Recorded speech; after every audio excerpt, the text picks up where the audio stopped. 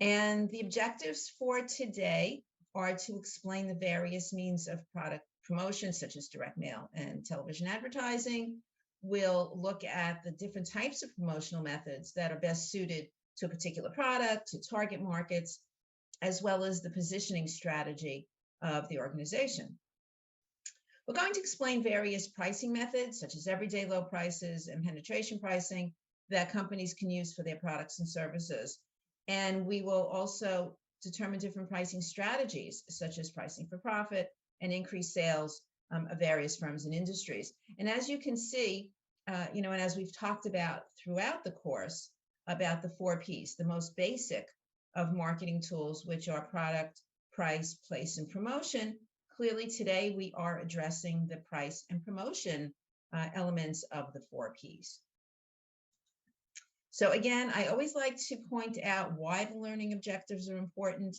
And again, for today, there's, that applies as well.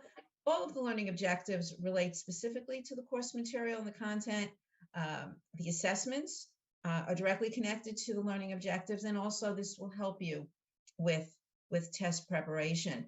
And I just want to point out that after we're done reviewing each of the 8 units, there will be 2 sessions where we will where I will go over some of the questions in the exam to give you kind of a heads up, and also to help you get a greater understanding of what the exam will look like. So again, as Mike had mentioned, it's important to, if you're not able to watch these sessions live, to please go back. They're all recorded, and they are quite valuable and will be helpful to you when you're preparing for the assessments. Mike, before I go forward, does anybody have any questions? I am not seeing any questions in the chat right yet, but I will obviously keep an eye on there. And as of course you just said, and just answer the questions. If you're watching later, feel free to leave a comment below, and we'll get to it next time. Okay. All right. Great. Thanks. And Mike, if you have any questions, you can feel free to interrupt me at any time as well. Will do. Okay. So here are the topics that we're going to cover today. We're going to look at brand awareness, positioning, competitor pricing, integrated marketing communications strategies, which is very important. And of course, they're all important.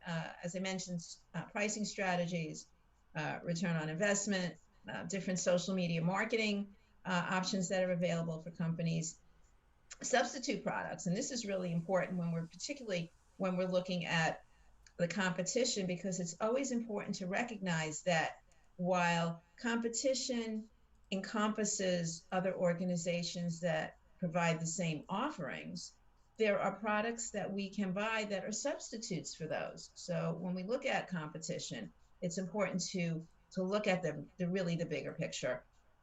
And we'll talk a little bit about trademarks as well. So the first learning objective that I will be addressing today is to explain the various means of product promotion, such as direct mail and television advertising. And we'll talk about quite a few options. We'll look at the elements of the promotional mix, and we'll look at the factors that influence how companies decide on which methods they're going to use to promote a product or service.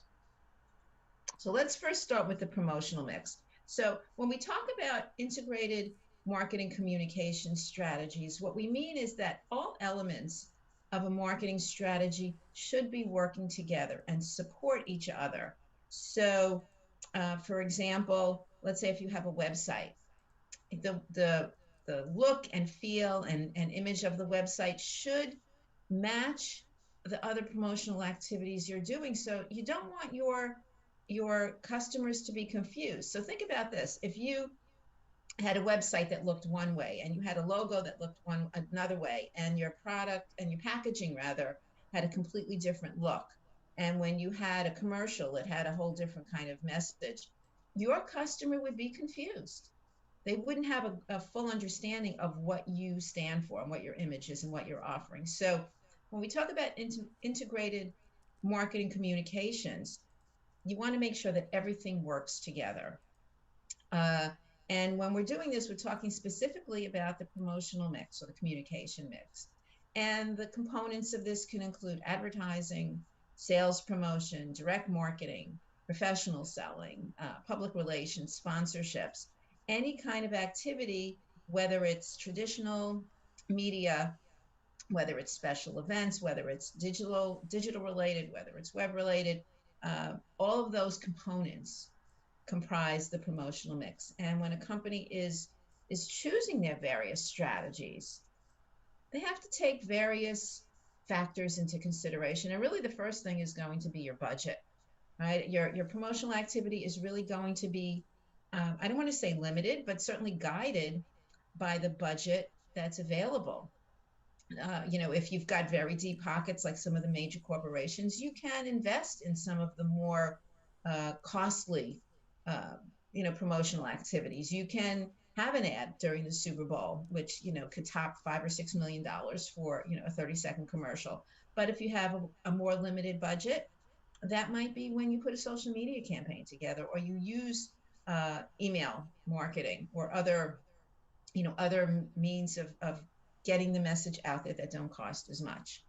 Um, Stage in the product life cycle, for example. So for a product in the introductory stage, you're going to require much more promotional activity than a product, let's say, that's in the decline stage, because in the decline stage, you're not going to be putting a lot of money into promoting that item. Uh, if your product or service is complex, you might need a more robust campaign where you might have to explain what your product or service does. So, rather than something that, convenience product that someone's buying on a regular basis. Understanding the habits of your target market are going to influence the promotional mix.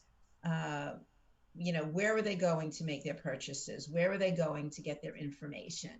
How do they behave when they see some kind of marketing or promotional efforts? So you want to understand your target market very, very in great detail. And you want to understand how they make their purchase decisions.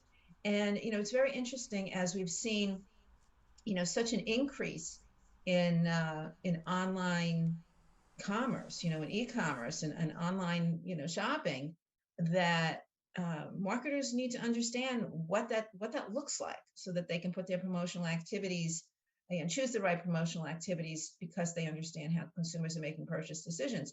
But just to add to this a little bit, there's been a lot of recent, news and information about um, the increase in the number of people that are making returns when it comes to purchasing online. And there's been actually a lot of talk about many companies charging consumers for making returns of things that they purchase online.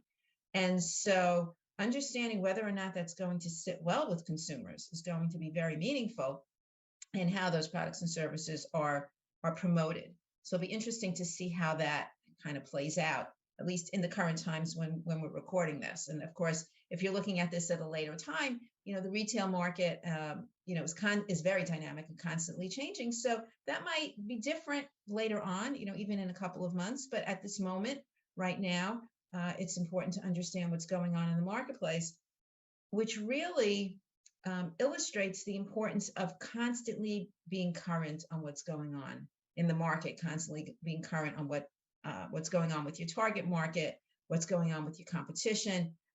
It's a living marketing and promotion. It's a living, breathing entity, and it requires attention and it requires care and nurturing. So keep that in mind as you look at how companies choose their promotional activities, and of course the preferred media outlets. And this is where understanding your target market comes into play, because if your target market, for example, are younger generations, your media outlets are going to be very different than if you're targeting consumers that are baby boomers or older consumers who might be getting more of their information from traditional media. So choosing the promotional activities really requires a great deal of information, and again, that's constantly changing and requires attention and nurturing.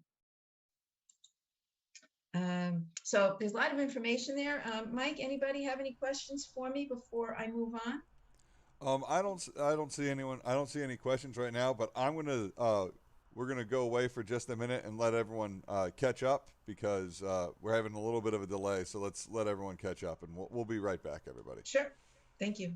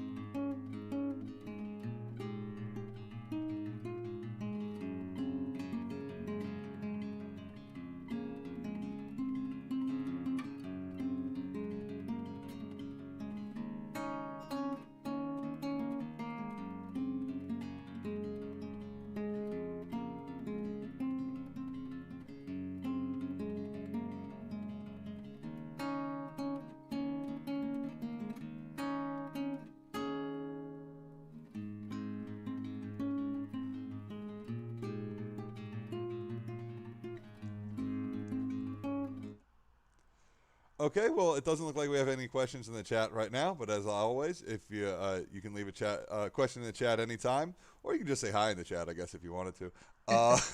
But if you're watching later again, of course, you can comment below, and we'll get to those questions. But now I'll hand it back over, Excuse me. and we can keep going. Okay, thanks, Mike.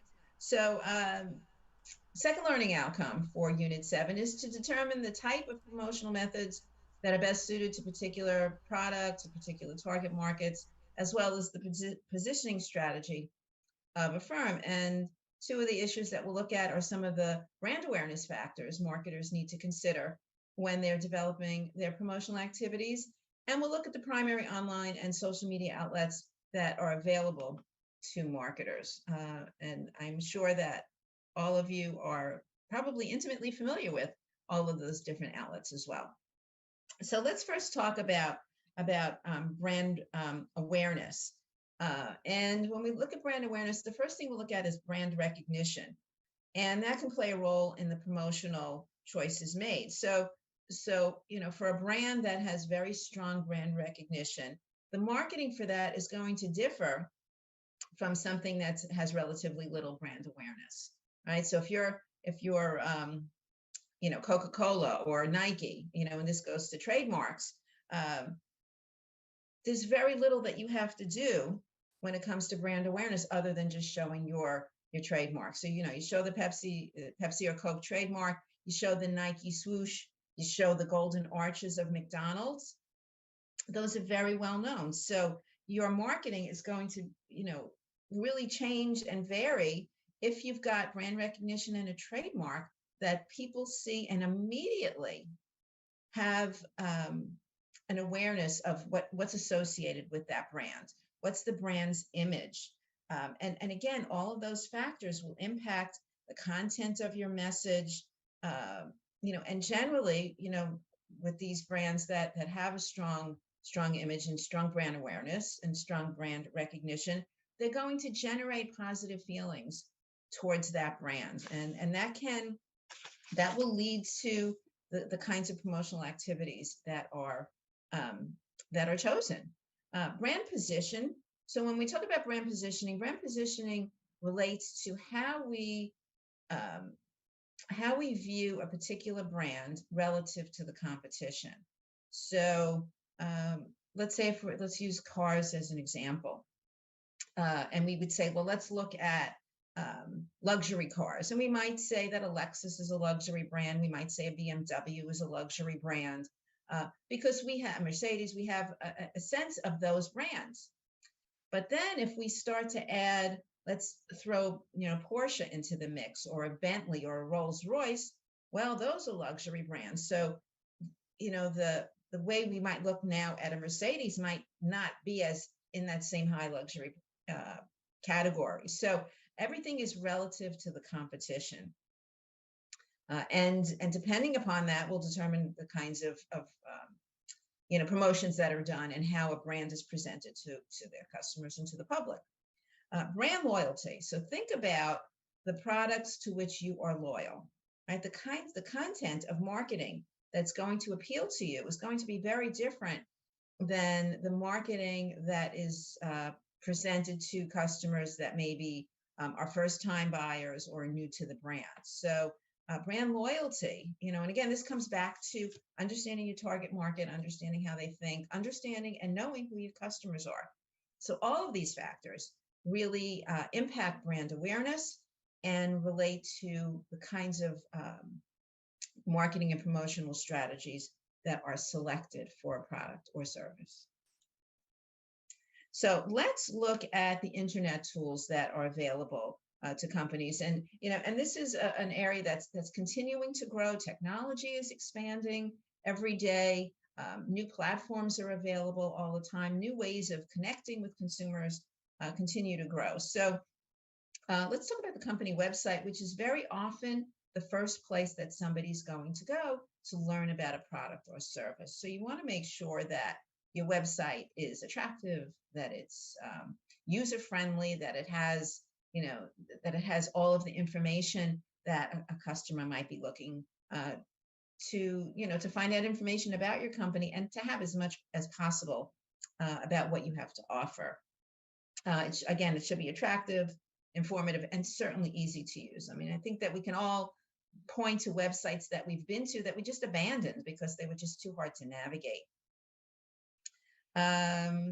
Digital advertising, social media, email, a great marketing strategy, a great marketing tool. Videos.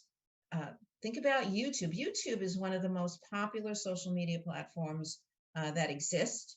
And we go very often to YouTube for so much information. But TikTok is also becoming very popular for connecting with people, and depending upon your target market, again, you will choose different video outlets. SEO, search engine optimization. Think about when you do an online search, you could conceivably get millions of results when you look for something. So search engine optimization enables you to be higher up on that food chain.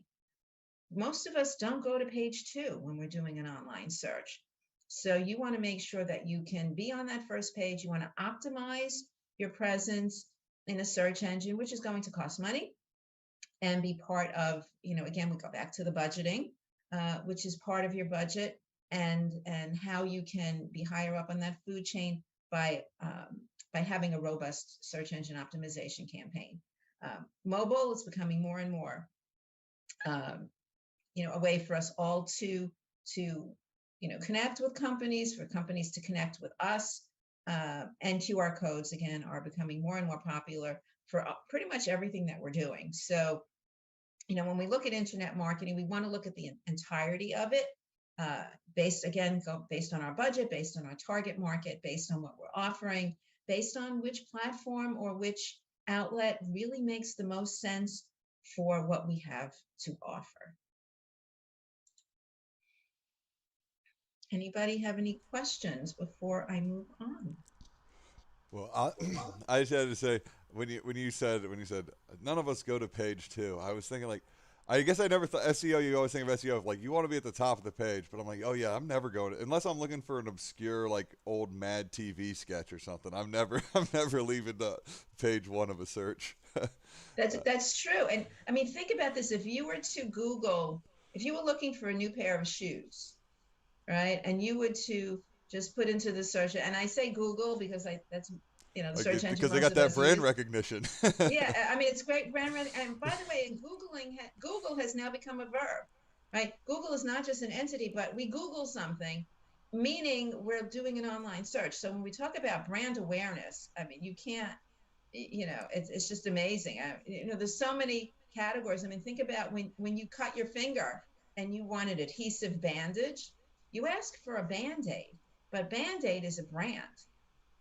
So, again, that brand awareness really, I mean, it's just wonderful to have that. But, going back to your search, if you were to do a search for shoes, and let's even narrow it down. So let's say you wanted men's shoes or men's dress shoes. You're going to get millions of hits.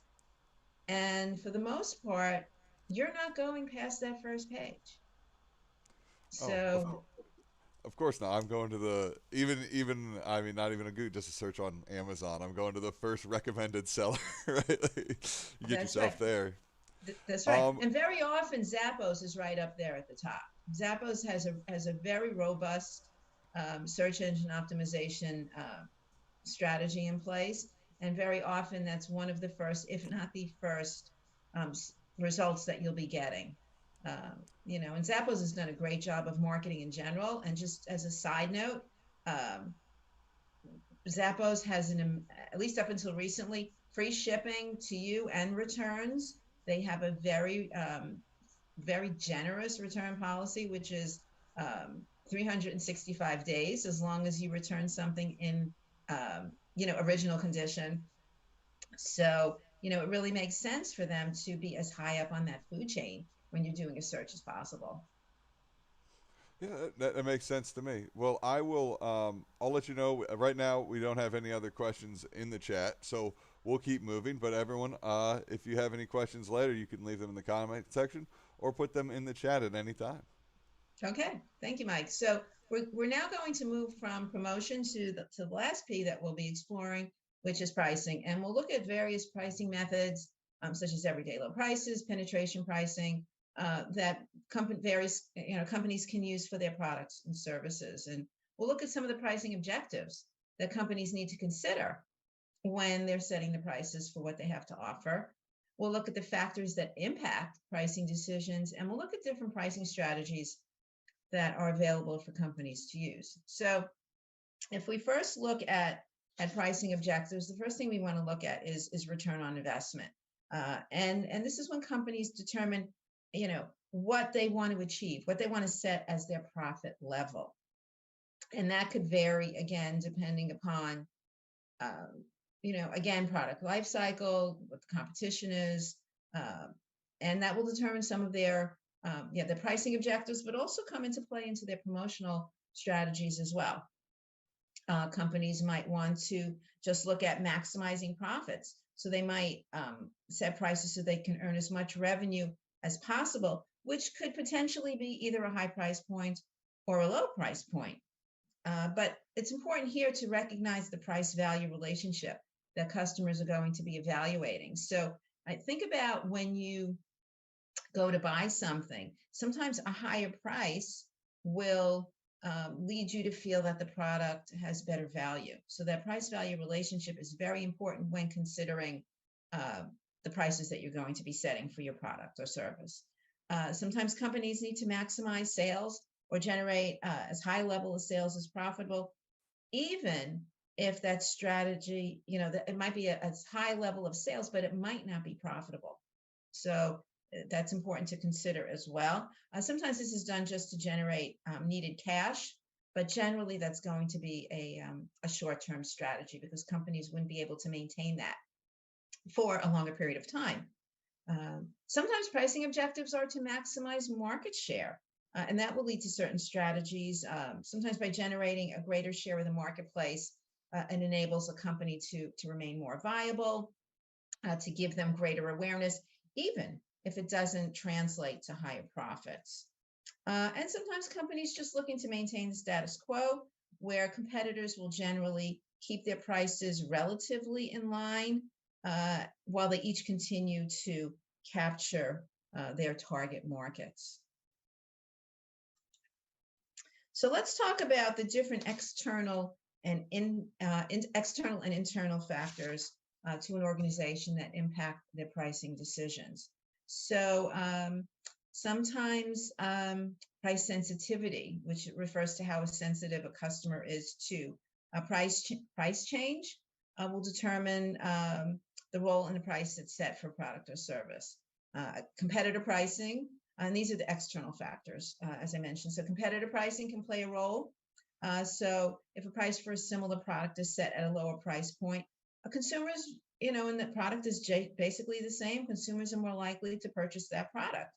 And again, as I mentioned earlier, prices for substitute products can impact pricing strategies. So for example, right now, in our current travel climate, airline prices are very expensive.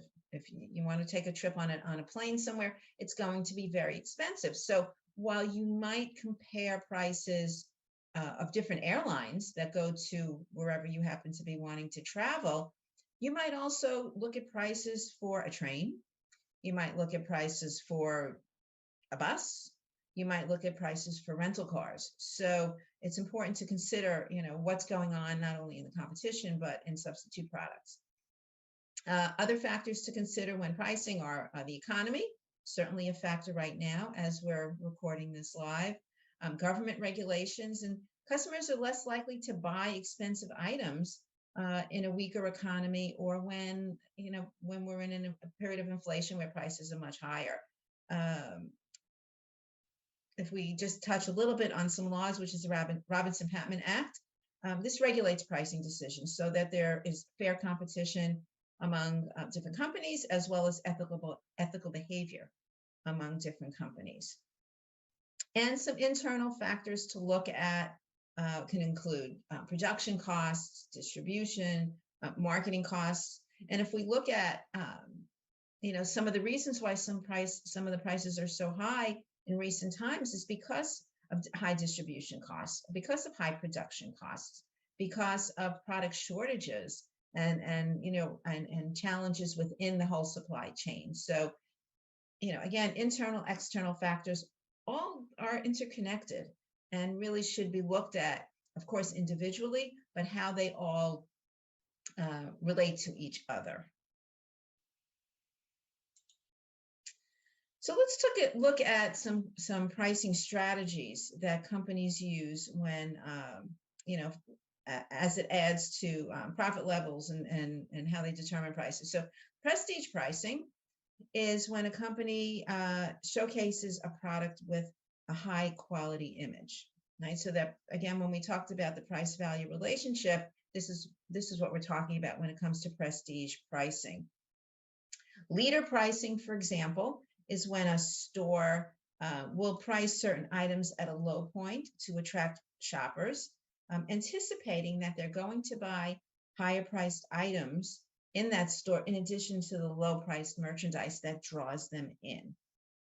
The product life cycle, of course, is going to impact strategies. So, for example, a product that's new to the market will be subject to different kinds of introductory pricing strategies, which can include a skimming strategy where there's an initial high price set for a product, or a penetration pricing strategy when the initial price is set at a low point.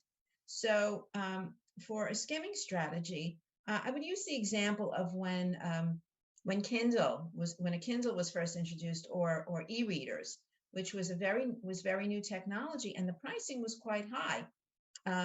And as the Kindle and e-readers went through the product life cycle and consumers became more aware of it and sales increased, the price declined.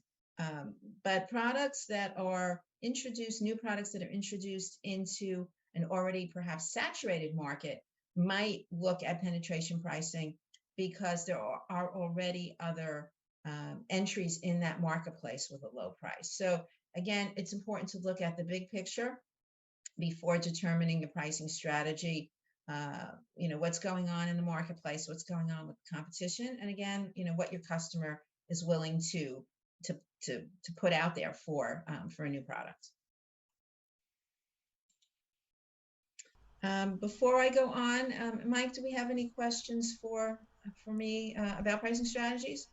We don't have any questions right now. I did look up. It's genericification. Generic. I'm putting it up on the screen right now for people. Okay. Genericization. Generic. When something gets genericized. I knew there was a big word for losing your trademark. That's what if you so that's what happened to things like escalator and trampoline. They didn't protect their trademarks, and that's Got how it. they Got it. became. I don't have it on my screen. Oh, sorry. I'll see if I can figure out a way to show it to you. Yeah, Anyway, because I knew I was gonna butcher the pronunciation, but that was that's the term okay. I was looking for. So that's why That's the term. Kleenex is always suing people. Yeah, but but it's amazing when you think about brands that have become generic. This is why also if you look at a commercial or some kind of marketing for Band-Aid, it always says Band-Aid brand. They add the word brand in there because they want to make sure that we're not looking at it as a They generic do say product. these are brand Band-Aid brand Band-Aids. They do. The You're Band-Aid right. brand. It's even in the little jingle that Uh, Band-Aid brand is uh, stuck on me because they want to make sure that okay, yeah. they're identified as a brand. Oh, that's interesting. All right. Well, that was a little tidbit I had, and it doesn't seem that we have no other questions for you right now. So let's just keep rolling.